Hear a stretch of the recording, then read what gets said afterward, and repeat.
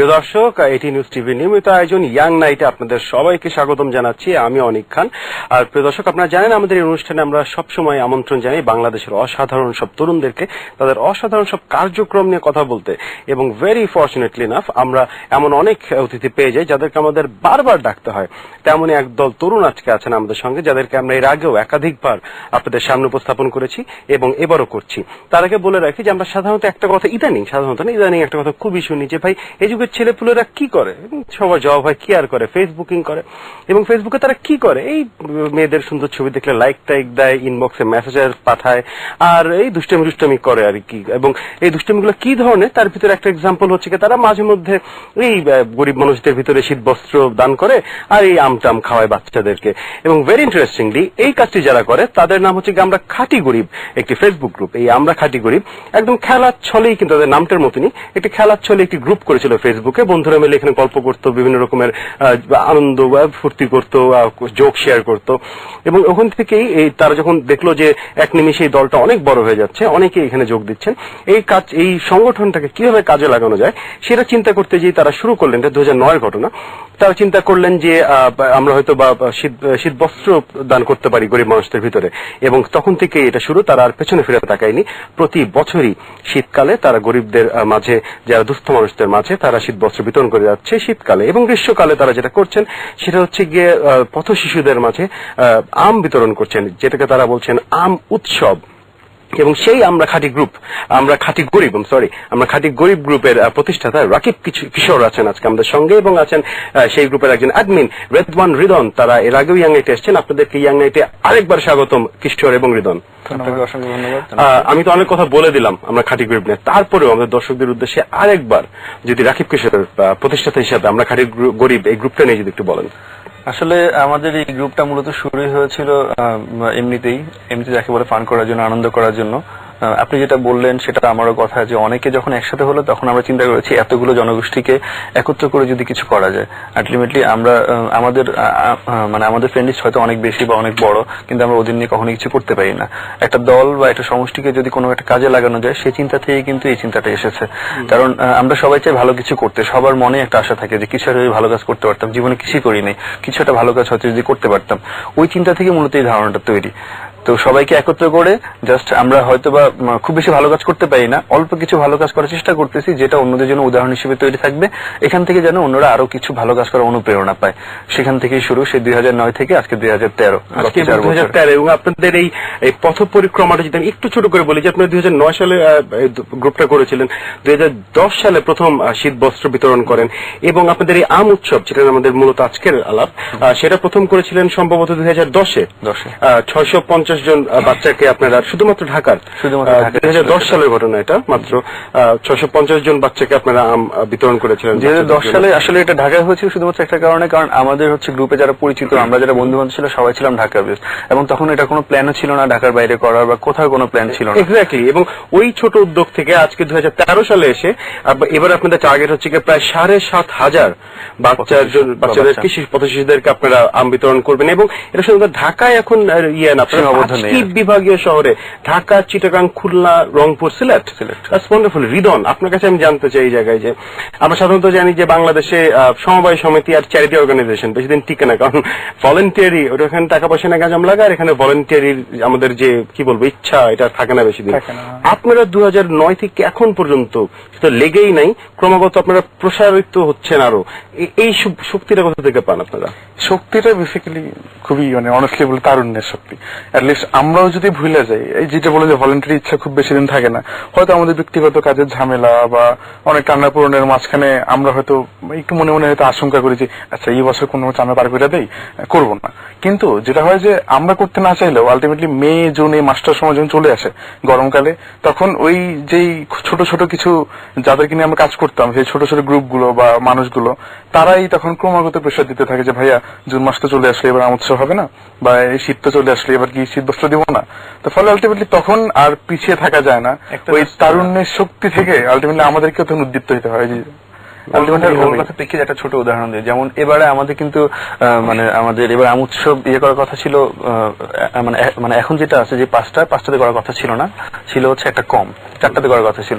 ঠিক প্রায় 2-3 দিন আগে হচ্ছে সিলেটে কিছু বন্ধু বান্ধব যারা ছিলেন আমাদের, ওনারা বললেন ভাই আমরা করতে চাই। আমি বললাম যে আসলে এটা অনেক বিশাল একটা ব্যাপার, যে করতে চাইলে অনেক কিছু করতে হবে, স্কুলগুলো খুঁজে বের করতে হবে, তারপর তার সাথে যোগাযোগ করতে হবে, আসলে পথশিস কিনা সেটা দেখতে হবে, আম কিনতে হবে, আমের জন্য ফান্ড কালেক্ট করতে হবে, অনেকগুলো কাজ একসাথে। এটা কি এই অল্প সময়ের মধ্যে করা সম্ভব? ওরা ওই দিনই হচ্ছে দুপুর 2টার মধ্যে মিটিং করলো, আর মানে 8 থেকে 10 জন মিলে। তারপর আমাকে জানলো ভাই আমরা করতে পারবো, আপনি শুধু একবার বলেন যে আমরা এখানে করবো কিনা। দেন আমরা এদের সবার সাথে আলাপ করলাম যে ওরা যদি করতে চাই অবশ্যই করতে দেওয়া উচিত, কারণ আমাদের মূল উদ্দেশ্য ছিল এই তারুণ্যের শক্তিকে জাগানো, ওরা ছড়িয়ে দেয় এবং ওরা নিজেরাই যেন একটা কিছু করে, নিজেরা যেন এগিয়ে আসে এটা দেখা।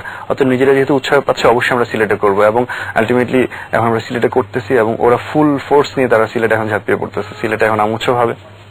একটা কাজ শুরু করে দিলে না আলটিমেটলি এটা ভালো কাজ যদি হয়, আলটিমেটলি দেখেন আমাদের কোনো প্ল্যানিং এ ছিল না, তারাই জোর করে একরকম বলা যদি ছিনিয়ে নিল সেই অধিকারটুকু। এটাই আসলে সত্যি ওয়ান্ডারফুল। এবং এই যে আলোচনাটা বললেন যে আপনার সিলেটের ওদের সাথে যোগাযোগ হলো, ঘন্টাখানেকের ভিতরে তারা মিটিং করে ফেললো এবং পুরো টিম গঠন করে সিদ্ধান্ত নিয়ে ফেললো যে এত বড় একটা কর্মকাণ্ডে তারা ঝাঁপিয়ে পড়বে। এই পুরো যোগাযোগটা কি অনলাইনেই হলো না? হ্যাঁ, পুরোটা অনলাইনে এবং ফেসবুক বেসড। সবচেয়ে মজার ব্যাপার হচ্ছে যে অনলাইনের ক্ষেত্রে আমরা যেটা করি যে প্রতি বছরই জুন মাসে, যেহেতু আমরা আমোৎসব করি জুন মাসের শেষ শনিবার, তো সেক্ষেত্রে জুন মাসের 1 তারিখ থেকে আমরা আমাদের সবার যে ফেসবুকের ছবি, প্রোফাইল ফটো এবং হচ্ছে যে মানে 1900 ফটো আছে, সবগুলো আমোৎসব রিলেটেড কিছু ছবি দেই আর কি। ওখান থেকে প্রচারণাটা মূলত শুরু হয়। তো এবারে সবার ট্র্যাজেডির কারণে আমরা প্রচারণাটা 10 দিন পিছিয়ে দিয়েছিলাম, ফলে এটা জুন মাসের 10 তারিখ থেকে শুরু হয়েছিল। এবং ওরা যেটা করেছে সেটা হচ্ছে যে ওই প্রচারণা দেখে ওদের মনে আগ্রহ জেগেছে যে অন্য সব বিভাগ পারলে আমরা কেন পারবো না, আমরা কেন পিছিয়ে থাকবো। এই আগ্রহটা থেকেই মূলত ওরা আমাদের কাছে বললো যে ভাই আমরা করতে চাই, আপনি শুধু বলেন কিভাবে কি করতে হবে। সব অনলাইনে, সব ফেসবুকে, সব ইনবক্সে জাস্ট ওদেরকে জানালাম, কিছু ডিরেকশন দেওয়া হলো ওদেরকে, এবং আলটিমেটলি ওরা প্রায় 1 থেকে 2 ঘন্টার মধ্যে মিটিং করে সেট করে ফেললো যেভাবে হোক তারা করবে এখানে। এবং অলরেডি সেখানে 550-র মতো স্টুডেন্ট ওরা হচ্ছে ম্যানেজ করে ফেলছে, ওদের সাথে কথা বলছে যে ওদেরকে ইনিশিয়ালি 550 এখন পর্যন্ত দিবে, যদি ওদের ফান্ড একটু ভালো হয় বা একটু ভালো কালেক্ট হয়, সেক্ষেত্রে এই পরিমাণটা বাড়বে। মজার ব্যাপার হলো যে এত জনের সাথে এত কাজ হচ্ছে, এত ইন্টারাকশন হচ্ছে, এবং তার মানে সিংহভাগকেই আমরা কখনো চোখেই দেখিনি সামনাসামনি।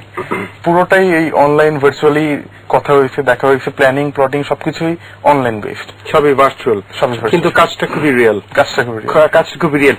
এই যোগাযোগের ভিতরে বা এতদিন ধরে যারা আছে, এখন ফেসবুক আপনাদের গ্রুপের রিদন কতজন মেম্বার? আমাদের গ্রুপে এখন 12,000-এরও বেশি মেম্বার। 12,000-এর বেশি মেম্বার। তার ভিতরে অ্যাক্টিভ কি পরিমাণের?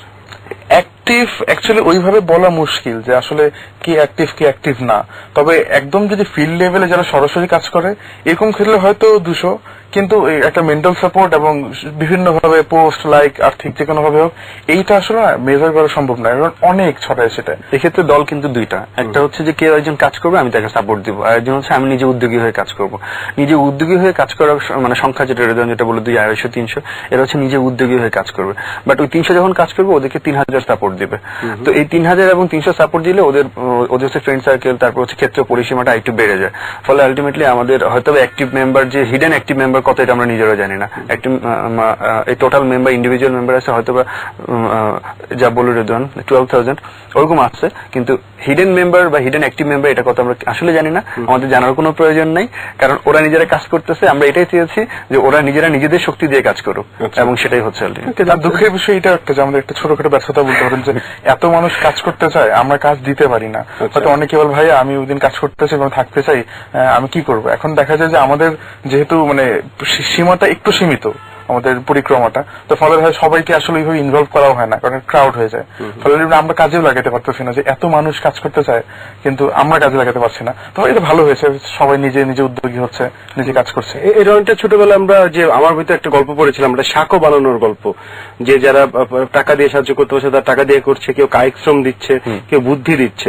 তো সবাই কি অ্যাজ ইম্পর্টেন্ট নাকি? এখানে আমরা ফেসবুক নিয়ে তো সবসময় শুনি যে ফেসবুকে বেশিরভাগ মানুষই অকাজের মানুষ, তাদের খুব একটা নাই, তাদেরকে প্রশংসা করে না। কিন্তু ফাইনালি আমরা ফেসবুকের কিছু ভালো, সবচেয়ে ইন্টারেস্টিং হচ্ছে কি এখন তার বলা যাবে না যে ফেসবুকের মানে আপনার এক্সেপশন, অনেক গ্রুপ আছে, অনেক অসাধারণ কাজ করছে। একটু আগে যেমন ব্যর্থতার কথা বললাম, এটা একটা সফলতা, অনেকেই কাজ করতেছে। আপনি যেমন একটু বলেন যে ফেসবুকে অনেকগুলো অকাজের মানুষ আছে, আমি সেক্ষেত্রে বলবো শুধুমাত্র এটা ফেসবুকেই না, ওটা ঠিক আছে। কয়লাগুলো যেমন যদি আপনি ফেলে রাখেন এটা আসলে কোনো কাজের আসে না, কিন্তু ওটা দিয়ে যখন আগুন জ্বালান তখন এটা অনেক শক্তি উৎপন্ন করে। বাট অকাজের মানুষ বলতে আসলে অনেক কম, কিন্তু ওদেরকে যদি আমরা ঠিক মতো ইউজ করতে পারি, ওদের হচ্ছে ভেতরে মেন্টালিটি বা মোরালিটি জাগাতে পারি, এরাই আসলে শক্তি। কে জানতো এই যে এতগুলো ছেলে পেলে এরা এই কাজে এগিয়ে আসবে? এরা নিজেরাও জানতো না 2 বছর আগে বা 1 বছর আগে বা 1 সপ্তাহ আগে জানতো না যে এরা এই কাজটা করতে পারবে, বাট দেখেছে অন্যরা করতেছে, আমাদের করা উচিত, এবং তারা কিন্তু জেগেছে। এটা আমাদের রিদন যেটা বললো এরকম যে আসলে কাজ করার ইচ্ছা আছে কিন্তু আসলে কাজ করার সুযোগ নেই, কেউ প্রোভাইড করতে পারছে। আমাদের 2009 যে ইচ্ছাটা ছিল, যখন আমরা প্রথম কাজ করেছিলাম, যে ইচ্ছাটা ছিল যে এক সময় দেশের তরুণরা জাগবে, তারা অন্যদের দেখে শিখবে এবং তারা নিজেরা ওই কাজটা নিজেদের ওনারশিপ হিসেবে মানে নিয়ে নিবে, এবং অ্যাকচুয়ালি এখন সেটা ঘটতেছে বলে আমরা মনে করতেছি। কারণ একটু আগে যেটা বললো বা আপনি যেটা বললেন যে অনেকগুলো ফেসবুক গ্রুপ কিন্তু এগিয়ে আসছে, আমরা এটা অ্যাপ্রিশিয়েট করি, কারণ আমরা এটাই চেয়েছিলাম। শুধু আমাদের মাধ্যমে না, সব দিকে এগিয়ে আসলে তখন হাতগুলো অনেক প্রসারিত হবে। 2 হাত দিয়ে একটা মানুষ যত কাজ করতে পারে 10 হাত দিয়ে তার থেকে বেশি কাজ করতে হবে, এবং অবশ্যই 2 মাথা থেকে 10 মাথা হলে বুদ্ধি আরো বেশি আসবে। কিন্তু কতটুকু বুদ্ধি আসছে আর কতটুকু অতি মনিতে গাজর নষ্ট হচ্ছে এই বিষয়ে আমরা কথা বলবো, তবে তার আগে বিরতি নিতে হবে। দর্শক, নিচ্ছি ছোট্ট একটি বিরতির পরে ফিরে আসছি, আমাদের সঙ্গে থাকুন।